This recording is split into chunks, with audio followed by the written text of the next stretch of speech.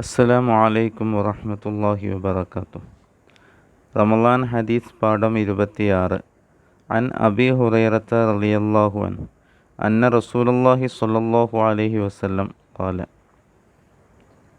അബൂ ഹുറൈറ റളിയല്ലാഹു അൻഹുവിനെ തൊട്ട് നബി സല്ലല്ലാഹു അലൈഹി വസല്ലമ തങ്ങൾ പറയുന്നു, ലൈസ ശദീദു ബിസുറഅത്തി, യഥാർത്ഥത്തിൽ ഗുസ്തിക്കാരനല്ല ശക്തൻ,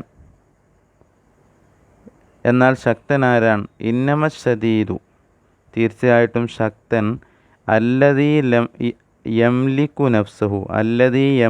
നഫ്സഹു ഇൻദൽ ഗളബി, ദേഷ്യം വരുന്ന സമയത്ത് സ്വന്തം ശരീരത്തെ നിയന്ത്രിക്കുന്നവനാണ്.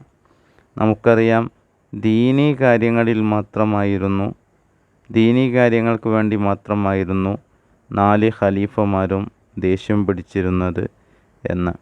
എന്നാൽ യുദ്ധവേളയിൽ ശത്രുവിനെ പരാജയപ്പെടുത്തിയ സമയത്ത് ശത്രു അലി റളിയല്ലാഹു അൻഹുവിൻ്റെ മുഖത്തേക്ക് തുപ്പിയപ്പോൾ ആ ശത്രുവിനെ അവിടെ ഉപേക്ഷിച്ച് അവനെ വധിക്കാതെ പോരുകയാണ്. കാരണം അവനെ ഒതുക്കി താഴെയിട്ടത് യഥാർത്ഥത്തിൽ ഇസ്ലാമിന് വേണ്ടിയായിരുന്നു. അവൻ്റെ ശത്രുത സഹിക്കവയ്യാത്തത് കൊണ്ടായിരുന്നു.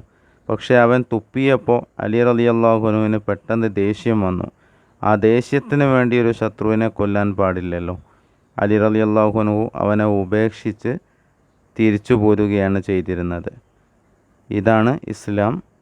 അസ്സലാമു അലൈക്കും.